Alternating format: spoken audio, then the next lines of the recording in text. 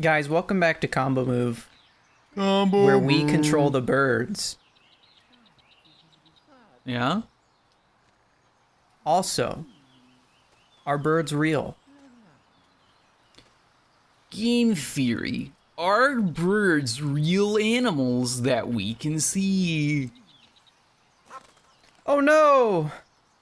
We don't control the birds anymore. We don't. So we're gonna see what our reward is for our Super Mario cereal. I know what yeah. it is, but... Okay. Oh, it literally just tells me where a power star, or a power moon is? Oh. I guess so. Normally, it just... Maybe... When I did it, it just gave me a moon just like straight up. Maybe it does that if you have all the That moons. stinks. Yeah. I want a moon. I mean, go get it. Isn't that what it just marked? Yeah. I wanted them to give me one for free, because I'm a freeloader. Oh, okay. Well, We're gonna change our outfit. okay. Go for it. What are we feeling today? I don't know. I'm feeling pretty, adventurous. I'm pretty adventurous. I still like the Famicom stuff. We never ended up buying it.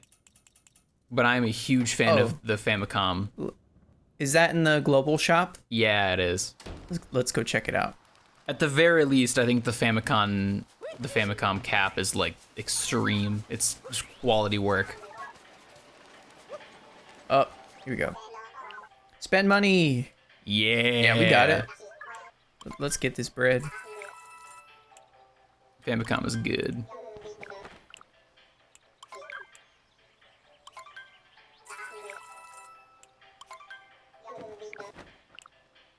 All right. Now we're sexy. Yeah. We look good.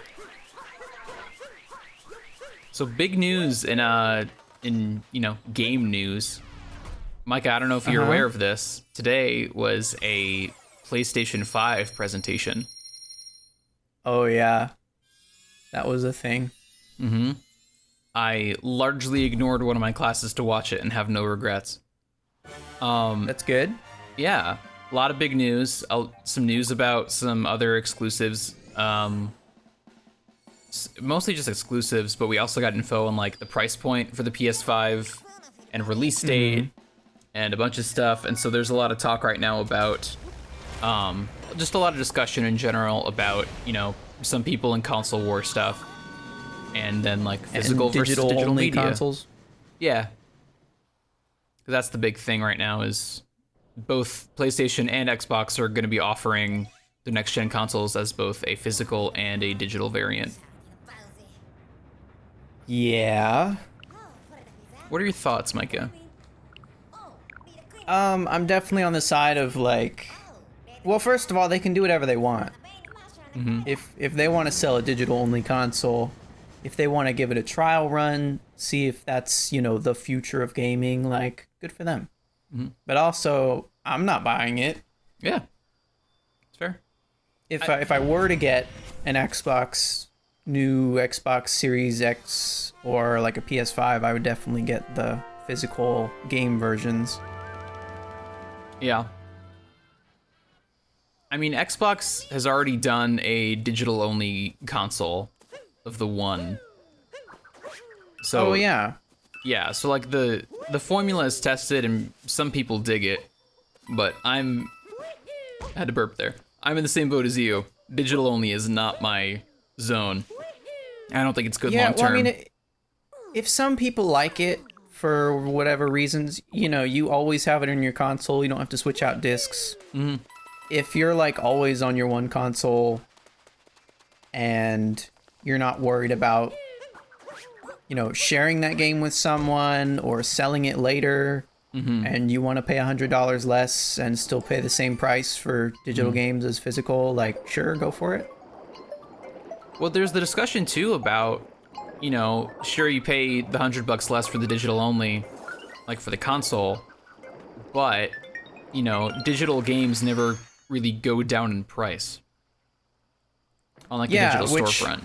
They shouldn't cost as much since you're not buying a physical thing. That's a good point. I feel like it's definitely less of a production cost. It is. It's more about like developer like getting a percentage of the profits. I guess. Yeah, I mean, I'm definitely in the sect of like digital games shouldn't cost as much if you're gonna do that. I'd never even thought about that, to be honest. Yeah, well, like you buy a physical game and you're paying for, like with the Switch it's a cartridge, or with the other consoles it's a disc. Mm-hmm. And then with the digital version, you're not paying for all that. Like, you shouldn't pay for all that. Mm-hmm. I see what you're saying. Yeah. Also, I just don't have the money to spend on Sony or Microsoft stuff. That is more than fair. Yeah. I have more than once wanted to get like a PS4. I have PS1 through 3. Just because Sony's got really good exclusives. They're killing it in that department. Mm-hmm. But also, I'm not going to buy a whole console for like maybe like 3 or 4 games. Yeah, that's fair. That's just me though. I'm also not like a mainstream Call of Duty, Fortnite guy. I like my games unrealistic, personally. Yeah, well, that's the thing is... Well, I wouldn't call Fortnite realistic, but No, but Fortnite and Call of Duty aren't going to be PlayStation exclusives either. Yeah. But those are the kind of people playing some of the PlayStation exclusives. Your FPSs and your God of Wars, which I want to play, by the way. Yeah. I'm not against those games. Dude, I have God of War. We could play it on the show. I would love that, honestly. I've never played it. We should totally put that in the schedule at some point.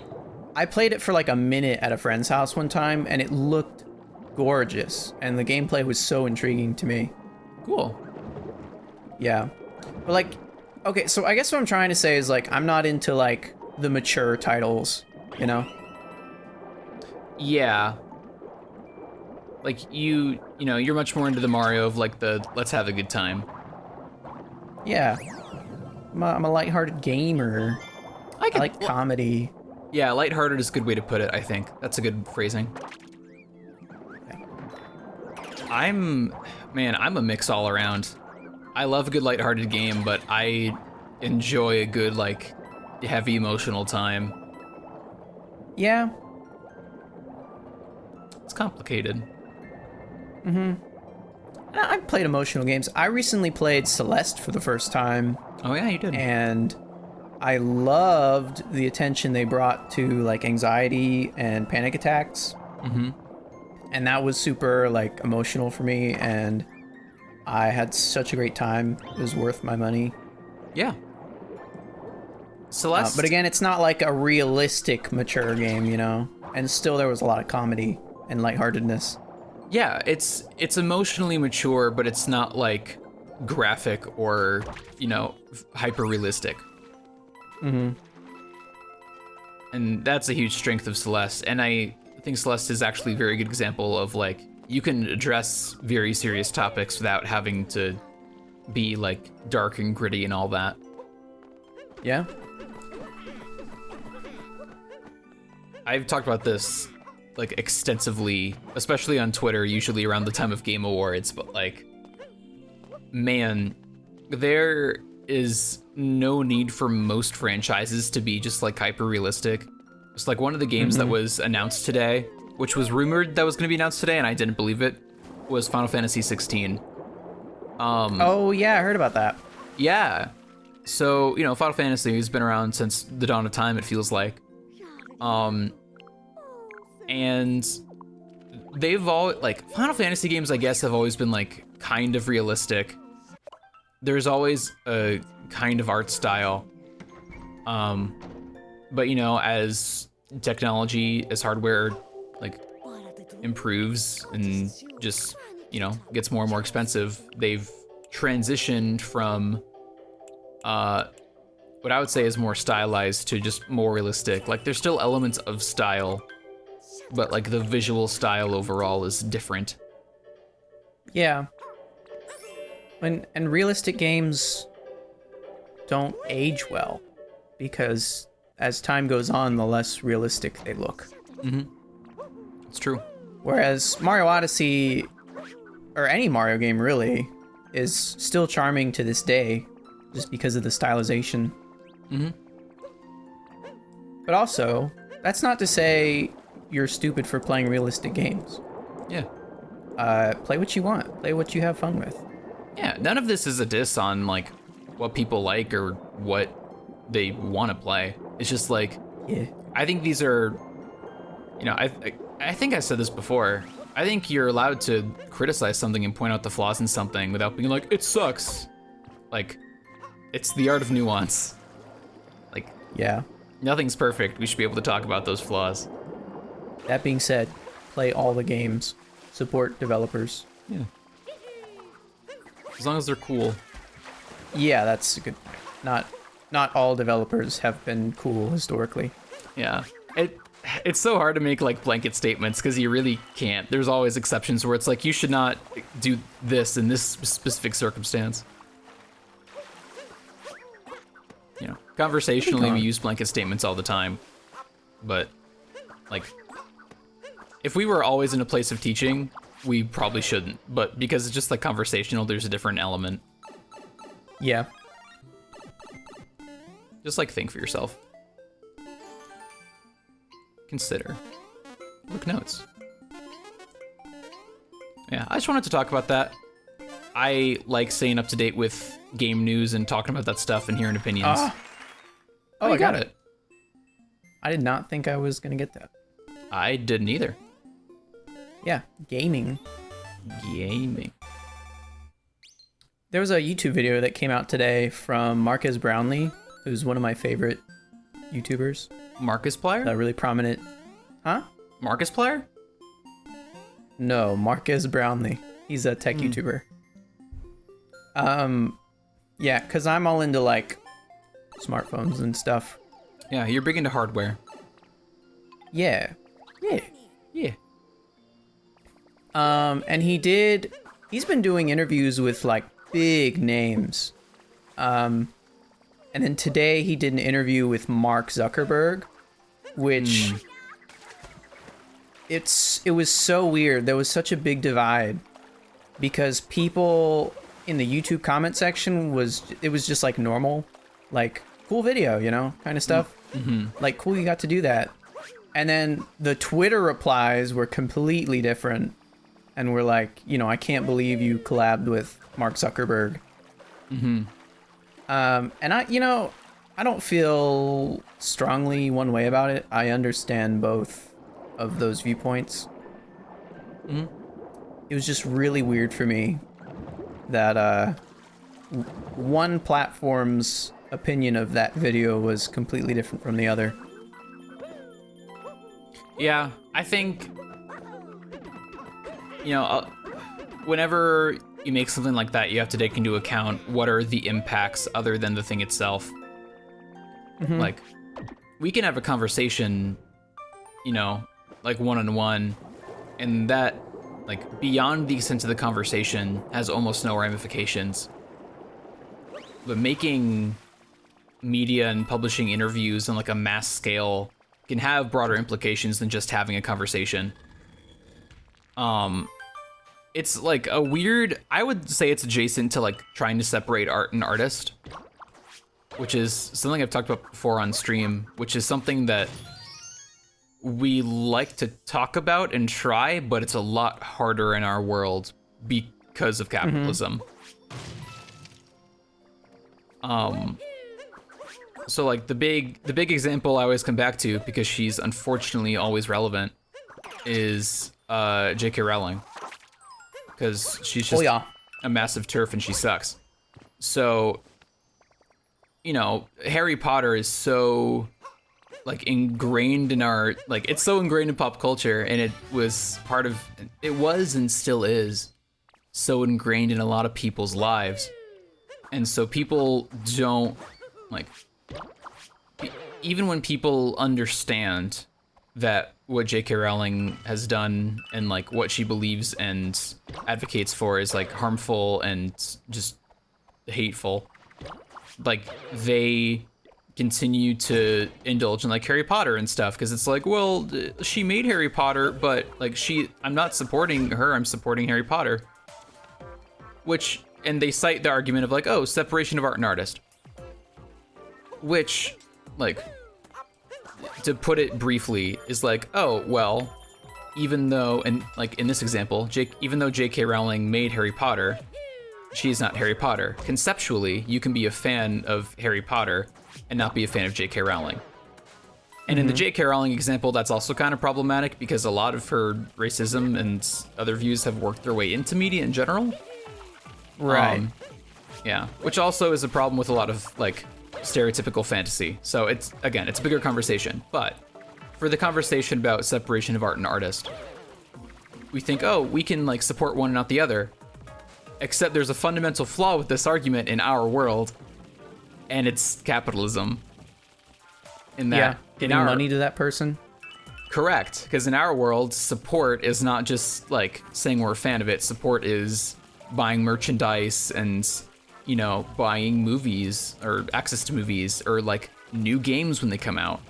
So again, going back to the PS5 reveal, one of the games revealed was a game called Hogwarts Legacy, and it's some kind of new, like, you know, set in the Harry Potter universe, set in like 1800s. You go to Hogwarts, shenanigans ensue.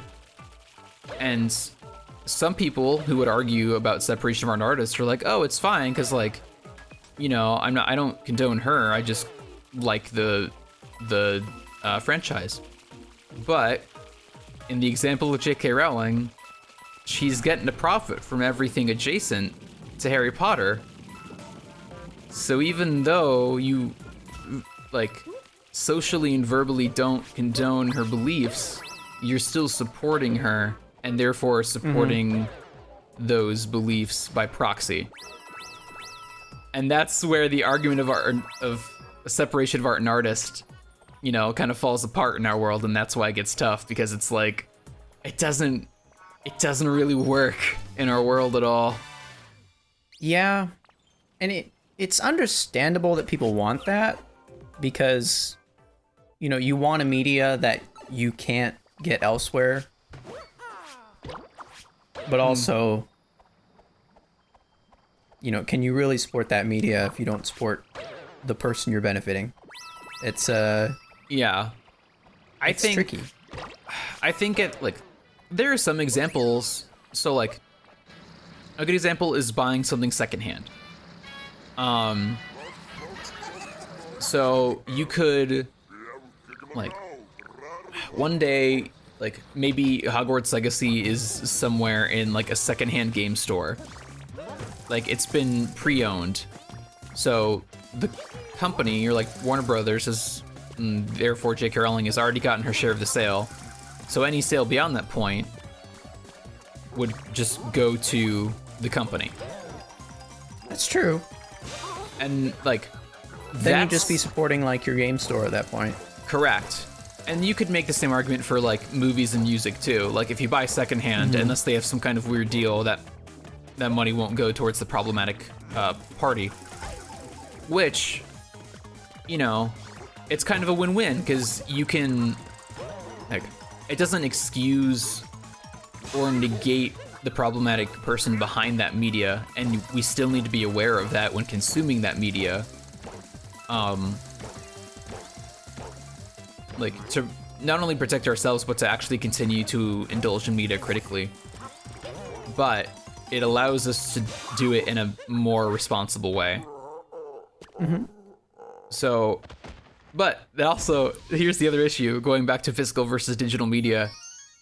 With consoles and a lot of gamers, #gamers, going digital only, the pre-owned and resale market is gonna die off.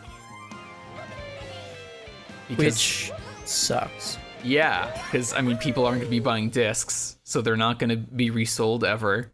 So they're not gonna be available later. It's gonna be weird. You have to buy everything off of eBay. Yep. Or similar sites. It's, you know, it's weird.